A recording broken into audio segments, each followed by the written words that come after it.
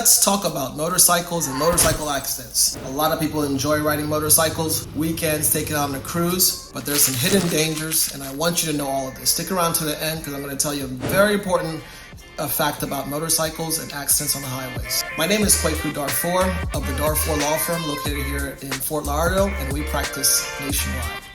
Now, motorcycle accidents aren't as frequent as car accidents because there's obviously less people driving motorcycles as compared to cars. However, motorcycle accidents are often a lot more devastating, a lot more damages involved, and for obvious reasons, right? The car, generally has some measures or barriers of protection to us, the steel that's surrounding the outside. But on a motorcycle, you are open to all of the elements, right? Besides perhaps a helmet and pads and, maybe some things on your legs, you really don't have any much protection. So, if you get hit, it's going to be on body and likely you're going to be. So let's talk about one of the first reasons why motorcycle accidents occur. And I would say it's due to driver inattention.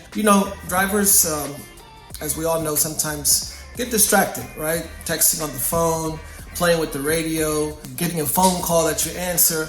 Those things can take your eyes off the road. And with the motorcycle, you know how quickly they weave around on the road. So make sure that you're paying attention in all situations, but especially when you have a motorcycle around you. It's very easy to just get distracted real quick and unfortunately end in a bad accident, okay? The second thing is really motorcycle drivers have to be more careful. You've probably been driving down I-95 or the turnpike and seeing motorcycles just racing down the expressway, sometimes weaving in and out of traffic.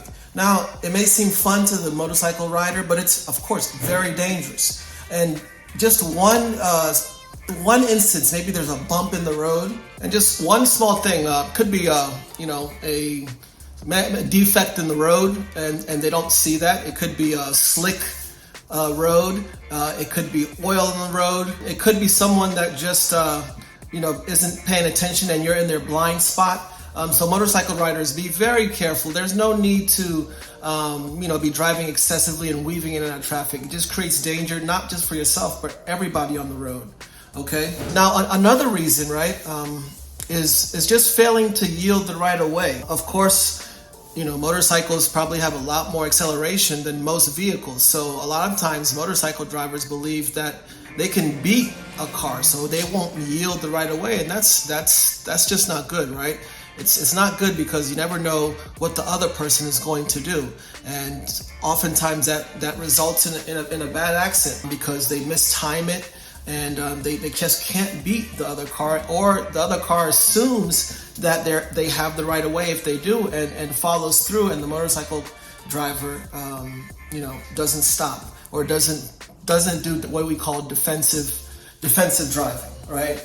Another common cause is just alcohol or drug abuse. Obviously, alcohol and drugs impair your ability to see things coming, your reflexes, your judgment, your depth, and so all that can contribute to causing an accident when you don't have all your faculties and you don't have all your senses correct and your perception. You're not driving with your correct state of mind, and that can result in a very major accident. So you want to avoid that at all costs. Hey, if you've gone somewhere on your motorcycle and you've been drinking, call a friend or call an Uber or Lyft. It's not worth it to get on the road, okay? And you're also causing other people danger on the road. Now, one of the last causes is just hazardous conditions, right? A lot of times you'll see when there's a heavy rainfall or hail, which is not common in Florida, but heavy rainfall or fog, people just don't